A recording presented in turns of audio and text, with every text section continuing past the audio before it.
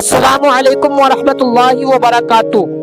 कूडों के ऊपर फातिहा लगाना कैसा है? कूडों के ऊपर फातिहा लगाना जायज है या हराम? आज मैं आप सबको यही सुनवाने के लिए हाजिर हुआ हूँ।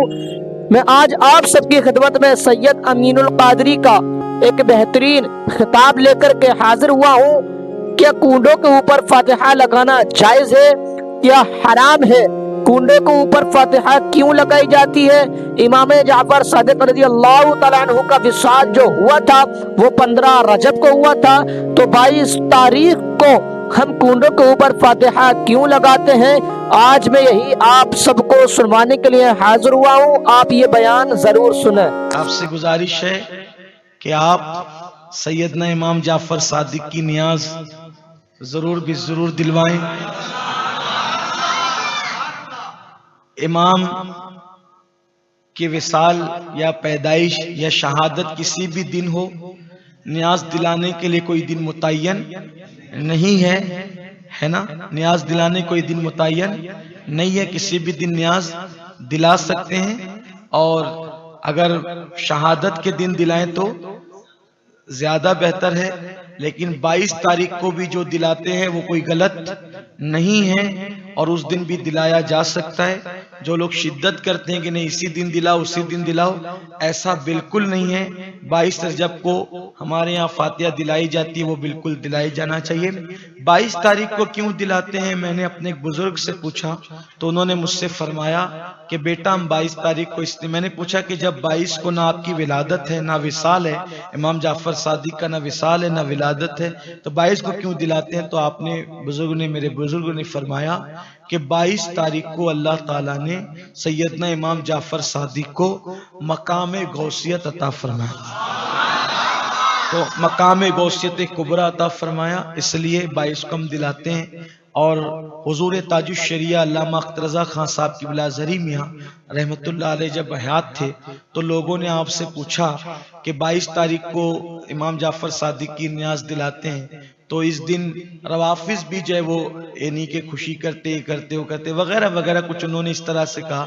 तो आपने फरमाया कि हमारा जो वो ऐसी कोई नियत नहीं होती जो उनकी नियत होती, और इन्नमल अमालु बिन्नियात, अमल का दारो मदार नियतों पर है।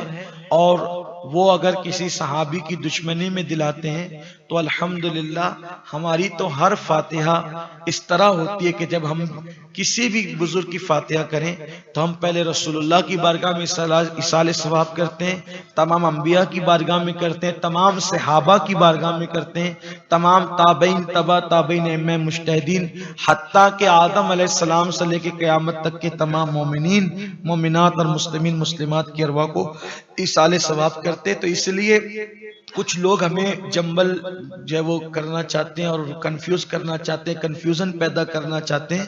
हमें कोई कंफ्यूज होने की जरूरत नहीं है और आप किसी भी दिन न्यास कर सकते हैं। और 22 तारीख को जो हमारा तरीका मालेगांव में चला आ रहा है वो 22 को भी आप करें, और जिस दिन आपकी शहादत की तारीख है 15 रजबुल मुरज्जब को, तो आप 15 तारीख को भी कर सकते हैं, कोई हरज की बात नहीं है। तो लेकिन अगर कोई मना करता है 22 को तो कोई इसमें उसकी बात पर तवज्जो देने की जरूरत नहीं है। असल में लोग चाहते हैं न्याज ही बंद कर देना चाहते हैं, लोगों को करने नहीं करने से कोई बात नहीं। एक साहब ने मुझसे कहा 22 को नहीं करना चाहिए, फुला करते, मैं कहा ठीक है तुम 15 को करो।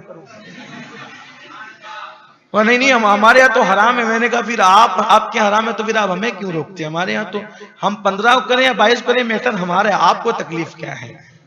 तो आप हमें रोकने की कोशिश न करें, हम करें। और मैंने देखा, एक बात आपसे अर्ज करूं, हजरत इमाम जाफर सादिक रज़ी अल्लाह ताला की नियाज की बरकत हुआ है कि उस नियाज को खाते वक्त हमने जो मुरादें मांगी अल्लाह ने अता फरमाई। मांगने से सिवा अता क्या, बड़ी बरकतें हैं। अरे मेरे इमाम जाफर सादिक की शान क्या है, अल्लाह अकबर।